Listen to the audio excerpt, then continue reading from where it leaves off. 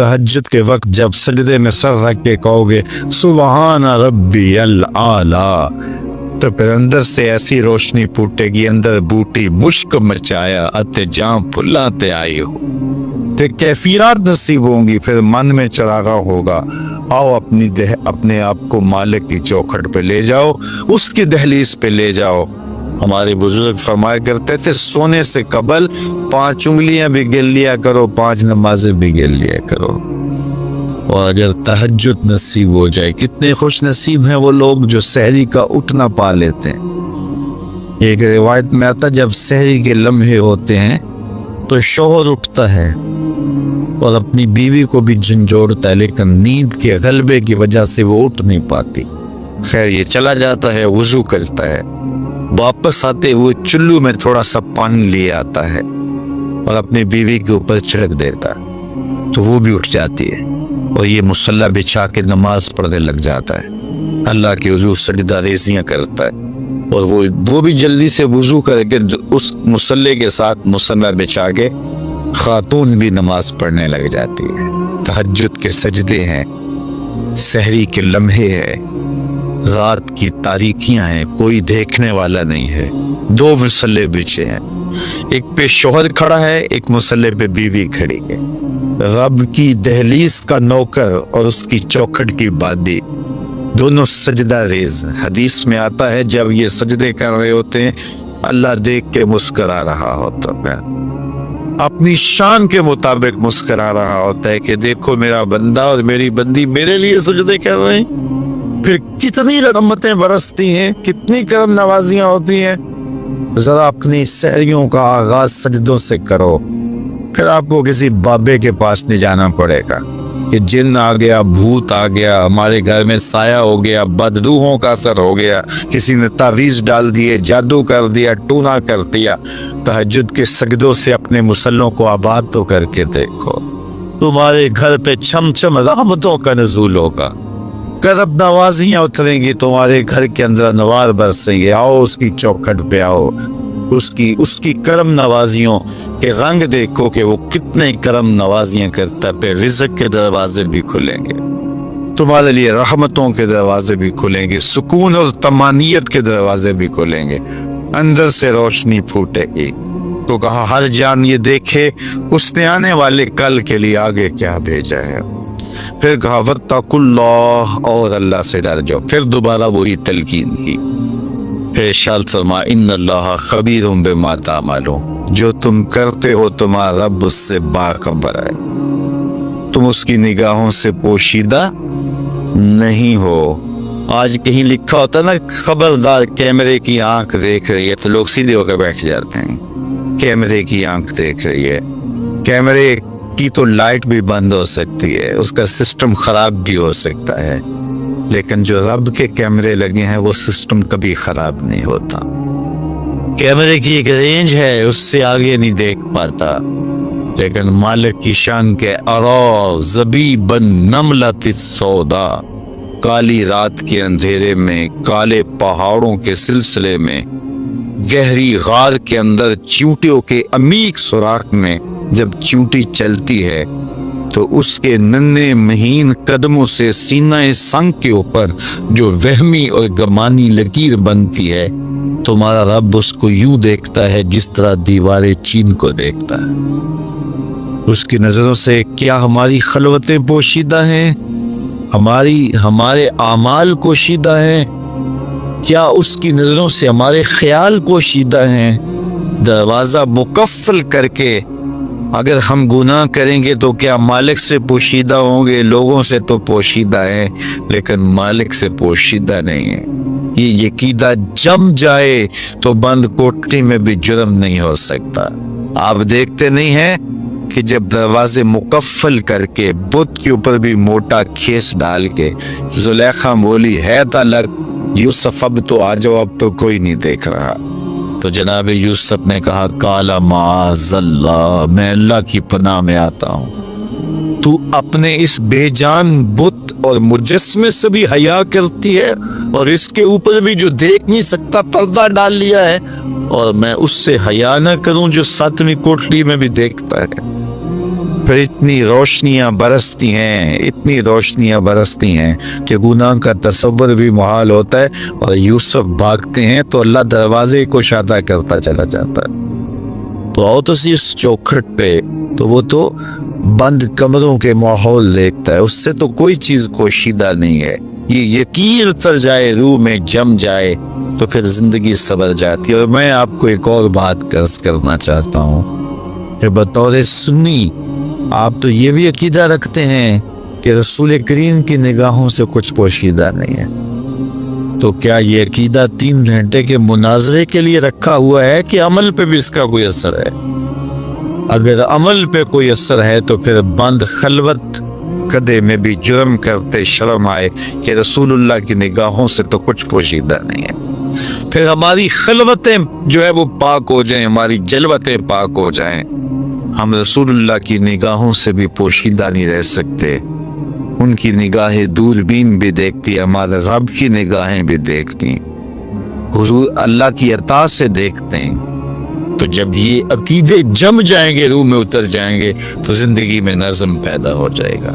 جہاں کوئی سیکورٹی نہیں پہنچتی، کوئی عقیدہ نہیں پہنچتا، کوئی جو ہے وہ کیمرہ نہیں پہنچتا، وہاں یہ عقیدہ پہنچتا ہے، ان اللہ خبیر بما تعملون، جو تم کرتے ہو تمہارا رب اس سے باخبر ہے۔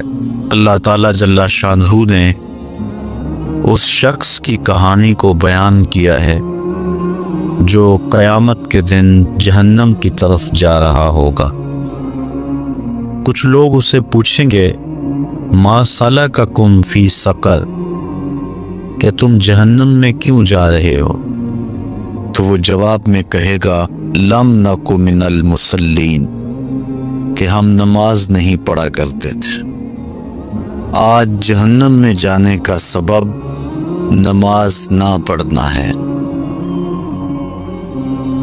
پنجگانہ نماز ہر عاقل بالغ مرد اور عورت پر فرض کی گئی ہے، اور قرآن مجید میں مختلف صیغوں سے 700 سے زائد مرتبہ اس کی تاکید ارشاد فرمائی گئی۔ سینکڑوں احادیث نماز کی تاکید، فضائل، ادا کرنے کی ترغیب اور نہ پڑھنے پر ترہیب میں وارد ہیں۔ اگر کوئی شخص نماز کا انکار کرتا ہے تو وہ دائرہ اسلام سے خارج ہے، لیکن اگر کوئی سستی کی وجہ سے نماز نہیں پڑھتا، صرف سستی کی وجہ سے نہیں پڑھتا، اللہ کا حکم جانتا ہے، اس کو کہا جائے آؤ نماز کو، تو وہ آگے سے مذاق نہیں کرتا یا نماز کا تمسخر یا استحقار نہیں کرتا، بلکہ بس اپنی سستی کی وجہ سے مسجد میں نہیں آتا۔ جو نماز کو ہلکا جانے، خفیف جانے، وہ بھی دائرہ اسلام سے خارج اور کافر ہے۔ لیکن جو شخص اس کو اللہ کا حکم جانتا ہے اور اس کو پڑھنا اپنے اوپر ضروری سمجھتا ہے، لیکن سستی کی وجہ سے پڑھ نہیں سکتا، تو اس کے بارے میں علماء کی آراء مختلف ہیں۔ حضرت امام اسحاق اور حضرت امام احمد رضی اللہ تعالی عنہما آپ تو فرماتے ہیں کہ ایسا شخص کافر ہے اور اس کو قتل کرنا واجب ہے۔ حضرت امام مالک کا قول ہے کہ، اور امام شافعی کا بھی یہی قول ہے، وہ بھی کہتے ہیں کہ اس کو قتل کیا جائے گا اور بطور حد قتل کیا جائے گا۔ حضرت امام اعظم امام ابو حنیفہ علیہ رحمہ آپ فرماتے ہیں کہ بے نمازی کو قتل نہیں کیا جائے گا، بلکہ اس پر تعزیر نافذ ہوگی۔ یہ حاکم وقت کی ثوابدید پر ہے کہ وہ اس پر کیا سزا دیتا ہے، اور فرمایا اس کو 7 قید کیا جائے گا اور توبہ کے لیے اس کو زور دیا جائے گا، اگر وہ توبہ کر لے تو اس کو قید سے باہر نکال لیا جائے گا، ورنہ اس کو قید رکھا جائے گا۔ صحابہ کہتے ہیں کہ ہم کسی عمل کے تارک کو کافر نہیں سمجھتے تھے سوائے نماز کے تارک۔ اور آقا کریم علیہ السلام کا ایک فرمان ہے، من ترک الصلاۃ متعمدا فقد کفر جہارا، جس نے جان بوجھ کے نماز چھوڑی اس نے اعلانیہ کفر کیا۔ امام اعظم امام ابو حنیفہ علیہ رحمہ وہ فرماتے ہیں کہ یہ حدیث محل ترہیب میں ہے، گویا اس نے کافر والا کام کیا، اس لیے آپ یہ فتویٰ دیتے ہیں کہ اس کو قید کیا جائے گا اور نماز کی پابندی کا زور دیا جائے گا، اور وہ توبہ کرے تو اس کو چھوڑ دیا جائے گا۔ لیکن باقی ائمہ بعض کہتے ہیں اس کو حداً قتل کیا جائے، اور امام اسحاق اور امام احمد کہتے ہیں اس کو قتل کرنا واجب ہے۔ تو بے نمازی جو اللہ کے حکم کی پابندی سستی کی وجہ سے نہیں کرتا، یہ اس کے لیے حکم ہے۔ جو شخص تحقیر کرتا ہے نماز کی، ہلکا جانتا ہے، تمسخر اڑاتا ہے یا اس کا انکار کرتا ہے، تو اس کے بارے میں علماء کے اندر کوئی اختلاف نہیں ہے، وہ ائمہ اربعہ کے نزدیک کافر ہے، دارہ اسلام سے خارج ہے، مرتد ہے۔ لیکن سستی کی وجہ سے نماز نہ پڑھنے والا، اس کے بارے میں علماء کا یہ موقف ہے۔ حضرت غوث اعظم الشیخ سید عبد القادر جیلانی علیہ رحمہ آپ فرماتے ہیں کہ بے نمازی کو مسلمانوں کے قبرستان میں دفن نہ کر۔ حضرت سلطان باہو علیہ رحمہ آپ کا قول ہے کہ بے نمازی سے خنزیر بھی پناہ مانگتا ہے۔ حضرت شیخ سعدی شیرازی فرماتے ہیں بے نمازی کو قرض نہ دو، جو اللہ کا قرضہ ادا نہیں کرتا تمہارا قرض کیسے لٹائے گا۔ اب آئیے ہم حضور علیہ السلام کے فرامین دیکھتے ہیں اس حوالے سے۔ حضرت جابر بن عبداللہ انصاری رضی اللہ تعالی عنہ سے مروی ایک روایت جس کو امام ابو داؤد نے روایت کیا، امام نسائی نے روایت کیا، دیگر محدثین نے روایت کیا۔ آقا کریم نے ارشاد فرمایا، بین الرجل و بین الکفر ترک الصلاۃ، آدمی اور کفر کے درمیان ترک صلاۃ ہے، یعنی بندہ مومن اور بندہ کافر کے درمیان ترک صلاۃ ہے۔ جو نماز پڑھتا ہے وہ مومن ہے، اور جو نماز نہیں پڑھتا تو وہ کافروں والا کام کرتا ہے، یا دیگر ائمہ کے نزدیک وہ کافر ہے۔ یہ ترہیباً نہیں بلکہ یہ حکم ہے۔ اور حضرت نبی رحمت صلی اللہ علیہ وسلم کا ایک دوسرا فرمان ان الفاظ کے ساتھ ہے، بین الرجل و بین الشرک والکفر ترک الصلاۃ، شرک و کفر اور بندہ مومن کے درمیان نماز ترک کرنا ہے۔ حضرت امام ابن ماجہ نے ان الفاظ کے ساتھ روایت کو نقل کیا ہے، بین الکفر والایمان ترک الصلاۃ، ایمان اور کفر کے درمیان نماز کا ترک کرنا ہے۔ اور آقا کریم علیہ السلام کا وہ فرمان جو حضرت انس سے مروی ہے، اس کو طبرانی نے اپنی موجم میں لکھا، بھی آپ کے سامنے میں نے رکھا، کہ حضور نے فرمایا من ترک الصلاۃ متعمدا فقد کفر جہارا، جس نے جان بوجھ کے نماز چھوڑی اس نے اعلانیہ کفر کیا۔ حضرت ابو ہریرہ رضی اللہ تعالی عنہ سے ایک روایت ہے کہ وہ فرماتے ہیں لا سہم فی الاسلام لمن لا صلاۃ ولا صلاۃ لمن لا وضوء لہ، کہ اس شخص کا اسلام میں کوئی حصہ نہیں ہے جو نماز نہیں پڑھتا، اور اس شخص کا نماز میں کوئی حصہ نہیں ہے جو وضو نہیں کرتا۔ وضو کے بغیر نماز نہیں ہوتی، اور نماز کے بغیر اسلام نہیں ہوتا۔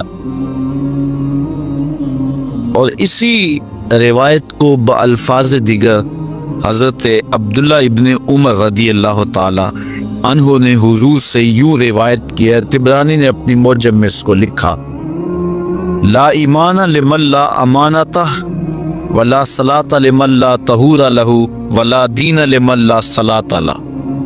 حضور فرمایا کہ اس شخص کا ایمان نہیں جس میں امانت نہیں، اور اس شخص کی نماز نہیں جس کو پاکیزگی حاصل نہیں، اور اس شخص کا دین نہیں جس کو نماز نصیب نہیں. حضرت امام ابن ماجہ نے اس روایت کو اپنے الفاظ کے ساتھ روایت کیا ہے. حضرت بریدہ رضی اللہ تعالیٰ عنہ اپنے باپ سے روایت کرتے ہیں اور وہ حضور سے روایت کرتے ہیں. حضور علیہ السلام نے ارشاد فرمایا: ان العہد الذی بیننا وبینہم الصلاۃ فمن ترکہا فقد کفر. کہ ہمارے اور ان لوگوں کے درمیان جو معاہدہ ہے وہ نماز کا ہے، جس نے نماز کو چھوڑ دیا اس نے کفر کیا. یعنی ہمارا اور ان کا پھر معاہدہ باقی نہیں رہے گا. حضرت امام بخاری نے روایت نقل کی ہے. حضور نے ارشاد فرمایا: من ترک الصلاۃ العصر فقد حبط اعمالہ. جس نے عصر کی نماز چھوڑی اللہ اس کے سارے عمل برباد کر دیتا. حضرت ابو ہریرہ رضی اللہ تعالی عنہ سے روایت ہے جس کو امام ابن ماجہ نے اور امام نسائی نے روایت کیا ہے. وہ حضور سے روایت کرتے ہیں، بڑی مشہور روایت ہے. حضور نے ارشاد فرمایا: ان اول ما یحاسب به العبد بصلاتہ فان صلحت فقد افلح وانجح وان فسدت فقد خاب وخسر. فرمایا قیامت کے دن بندے سے سب سے پہلا حساب نماز کا لیا جائے گا. اگر اس کی نماز ٹھیک ہو گئی تو وہ فلاح پا گیا، اگر پہلا تول ٹھیک آ گیا تو وہ کامیاب ہے، وانجح اور نجات پا گیا، وان فسدت فقد خاب وخسر. اور اگر پہلا تول ہی ٹھیک نہ ہوا تو پھر وہ ذلیل و رسوا ہو گیا. حضرت عبادہ بن صامت رضی اللہ تعالیٰ عنہ سے ایک طویل روایت ہے. وہ کہتے ہیں کہ حضور علیہ السلام نے مجھے 7 چیزوں کا حکم دیا. مجھے وصیت کی کہ ان 7 کاموں کو کرنا ہے. ان کے اندر جو دوسری چیز تھی وہ حضور نے یہ ارشاد فرمائی: وَلَا تَتْرُكُوا الصَّلَاةَ مُتَعَمِّدِينَ فمن ترکہا متعمدًا فقد خرج من الملہ. کہ جان بوجھ کے کبھی نماز نہ چھوڑنا.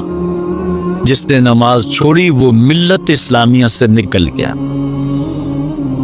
اور حضرت معاذ بن جبل رضی اللہ تعالی عنہ سے بھی ایک طویل روایت ہے کہ حضور نبی رحمت صلی اللہ علیہ وسلم نے ان کو 10 وصیتیں کی تھی. حصول برکت کے لیے یہ ساری حدیث میں آپ کے سامنے رکھ دیتا ہوں. کہتے ہیں: اوصانی رسول اللہ صلی اللہ علیہ وسلم بے عشر کلمات. حضور نے مجھے 10 باتیں ارشاد فرمائیں، حکمت سے بھری اور رحمتوں سے بھری ہوئی ایک ایک بات. ان کے بول بہاروں جیسے اور اصحاب ستاروں جیسے. تو اتنا خوبصورت کلام لہو خورشید کا ٹپکے اگر ذرے کا جگر جیے. حضور نے 10 باتیں حضرت معاذ بن جبل رضی اللہ تعالی عنہ کو بطور وصیت ارشاد کی. کہتے ہیں قال، حضور نے مجھے کہا، ارشاد کیا: لا تشرک باللہ شیئا وان قتلت وحرقت. اللہ کے ساتھ کسی کو شریک نہ ٹھہرانا، اگرچہ تجھے قتل بھی کیا جائے اور تجھے آگ میں جلا بھی دیا جائے، کبھی بھی اللہ کے ساتھ شریک نہ ٹھہرانا. دوسری بات حضور نے مجھے یہ ارشاد فرمائی: وَلَا تَعْصِ وَالِدَيْكَ وَإِنْ أَمَرَاكَ أَن تَخْرُجَ مِنْ أَهْلِكَ وَمَالِكَ. کہ اپنے والدین کی کبھی نافرمانی نہ کرنا، اگرچہ تجھے حکم دیں کہ اپنے مال کو اور اپنے بچوں کو لے کے گھر سے نکل جا، تو کہا یہ کر لینا، نکل جانا، لیکن والدین کی نافرمانی نہ کرنا۔ تیسری بات حضور نے ارشاد فرمائی، وَلَا تَتْرُكَنَّ صَلَاةً مَكْتُوبًا مُتَعَمِّدًا فَإِنَّ مَنْ تَرَكَ صَلَاةً مَكْتُوبَةً مُتَعَمِّدًا فَقَدْ بَرِئَتْ مِنْهُ ذِمَّةُ اللَّهِ۔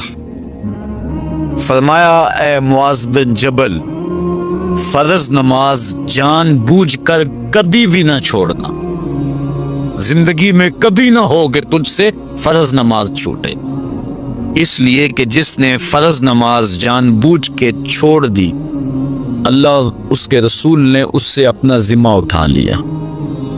اب وہ جدھر مرضی جائے، اللہ نے جو ذمہ لیا ہوا ہے مومن کا، اللہ اٹھا لیتا ہے۔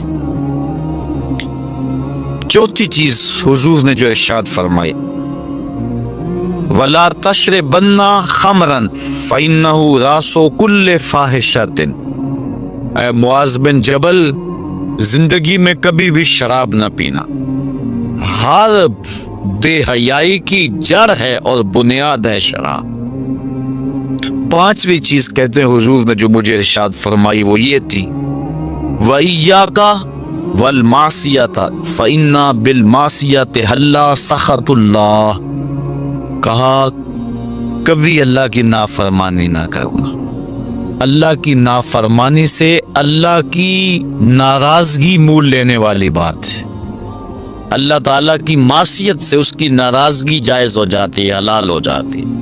اور چھٹی چیز کہتے ہیں حضور نے یوں ارشاد فرمائی، وَإِيَّاكَ وَالْفِرَارَ مِنَ الزَّحْفِ وَإِنْ هَلَكَ النَّاسِ۔ کہا جب محاذ پہ ڈٹا ہونا تو کبھی پیٹھ نہ پھیرنا، اگرچہ لاشیں جو ہیں وہ گر رہی ہوں اور لوگ ہلاک ہو رہے ہوں، سارے لشکر کے ہلاک ہو جانے کا ڈر بھی ہو، لیکن کہا معاذ بن جبل میں تمہیں وصیت کرتا ہوں کبھی پیٹ پھیر کے بھاگنا نہیں ہے۔ حضور نے کہتے ہیں مجھے جو ساتویں چیز ارشاد فرمائی وہ یہ تھی، وَإِنْ أَصَابَ النَّاسَ مَوْتٌ فَاصْبُتْ۔ اگر تو کسی ایسے علاقے میں رہتا ہو جہاں موت آ جائے، کوئی بیماری آ جائے موت والی، تو علاقہ چھوڑ کے بھاگنا نہ، وہی رہنا۔ تیری قسمت میں زندگی ہوئی، تجھے کوئی موت دے نہیں سکتا، اور اگر موت تیرے لیے لکھی گئی ہے تو جہاں مرضی چلا جائے تو موت سے بچ نہیں سکتا، اس لیے ایسے مقام سے بھاگ کر نہ جانا، وہیں ڈٹے رہنا اور وہیں رکے رہنا۔ آٹھویں چیز کہتے ہیں حضور نے مجھے ارشاد فرمائی، وَأَنفِقْ عَلَىٰ أَهْلِكَ مِن طَوْلِكَ۔ کہا اللہ نے تجھے جو وسعت دی ہے، تجھے جو مال دیا ہے، اس کو اپنی اولاد پر کھل کے خرچ کرنا، اپنی اولاد سے بخل نہ کرنا، اولاد کے معاملے کے اندر جہاں ان کی ضرورت ہو اس کو کھل کے پورا کرنا ہے۔ اور حضور نے نویں بات جو ارشاد فرمائی وہ یہ تھی، وَلَا تَرْفَعْ عَنْهُمْ عَصَاكَ أَدَبًا۔ اپنی اولاد کو ادب سکھانے کے لیے ڈنڈا نہ چھوڑنا، عصا ہمیشہ لٹکا کے رکھنا، کوڑا باندھ کے رکھنا۔ اور 10ویں چیز کہتے ہیں حضور نے جو مجھے ارشاد فرمائی، وَأَخْفِهِمْ فِي اللَّهِ۔ اپنی اولاد کے دل میں اللہ کا خوف ڈالتے رہنا، اللہ کا ڈر پیدا کرنا اپنی اولاد کے اندر۔ تو نے اپنی اولاد کو یونیورسٹیوں اور کالجوں تک پہنچایا، بیرون ملک سے بھی تعلیم دلوائی، لیکن اللہ کا خوف نہ سکھایا۔ اللہ کا خوف سکھانا اپنی اولاد کو، ایسے لوگوں کی صحبت میں بٹھانا جن کی صحبت میں بیٹھ کر اللہ کا خوف پیدا ہو جائے، ان کو ایسی کتابیں لا کے دینا کہ جن سے خشیت الہی ان کے سینے میں پیدا ہو۔ اگر تو نے سب کچھ دے دیا، عالی نسب بنگلے دے دیے اپنی اولاد کو، تو نے جو ہے وہ بہت اچھی تعلیم دلوا دی اپنی اولاد کو، دنیاوی سوسائٹی کے اندر ان کا وقار بہت بلند ہو گیا، تو نے سب کچھ دے دیا اپنی اولاد کو، اللہ کا خوف نہیں دیا تو کچھ بھی نہیں دیا۔ تو حضور نے جو 10ویں وصیت حضرت معاذ بن جبل کو کی وہ یہ ہے کہ انہیں اللہ سے ڈراتے رہنا، اللہ تعالیٰ کا خوف، ان کی خشیت ان کے سینے میں پیدا کرنا۔ اللہ اکبر. حضور کا ایک اور فرمان سنیے. حضور نے فرمایا کہ جو شخص نماز چھوڑتا ہے، ایک طویل حدیث ہے جس کا یہ حصہ ہے، وَقَانَ يَوْمَ الْقِيَامَةِ مَعَ قَارُونَ وَفِرْعَوْنَ وَحَامَانَ وَأُبَيِّ بْنِ خَلَف. جو نماز ترک کرتا ہے قیامت کے دن قارون کے ساتھ، فرعون کے ساتھ، حامان کے ساتھ اور ابی ابن خلف کے ساتھ کھڑا کر دیا جائے گا. جس صف میں اللہ کے دشمن کھڑے ہوئے ہوں گے، بے نوازی کو بھی اس صف میں کھڑا کر دیا جائے گا. کتنی رسوائی، کتنی ذلت. کوئی بندہ یہ گوارا کرتا ہے کہ مجھے اس صف میں کھڑا کر دیا جائے جس پہ دشمنان خدا کھڑے، دشمنان رسول کھڑے ہو. میری کوئی بہن، میری کوئی بیٹی کیا یہ گوارا کر سکتی ہے کہ اس کو حضور پہ کانٹے پھینکنے والی ام جبیل کے ساتھ کھڑا کر دیا جائے، اس کو حضور کو اذیت دینے والی عورتوں کے ساتھ کھڑا کر دیا جائے؟ نہ میری کوئی بہن اور نہ کوئی میری ماں اس بات کو گوارا کرتی. تو جب ہم یہ گوارا نہیں کرتے تو پھر ہمیں عزم کرنا چاہیے کہ آج کے بعد نماز نہیں چھوڑنی ہے. تو آئیے میں اور آپ اپنی زندگی کو ایک نظم میں لائیں. جو اللہ نے ہمیں مہلت دی، وقت دیا، آج ہمیں اللہ نے مہلت دی ہے، ہمارے پاس ابھی زندگی ہے، سانسیں چل رہی ہیں، توبہ کا دروازہ بھی بند نہیں ہوا. اس کے چوکھٹ، اس کے حضور آئیں گے، توبہ کریں گے، وہ سارے گناہ معاف کر دے گا. آئیے اپنی زندگی کو اس کی دہلیز پہ لے آئیں. بہت وقت ہم گزار چکے، لیکن جو وقت باقی ہے اس کو مالک کے لیے گزاریں. ایک ایک سانس اس کے نام کر دیں. اس کے محبوب کی اطاعت کو، فرما برداری کو شعار زندگی بنا لیں.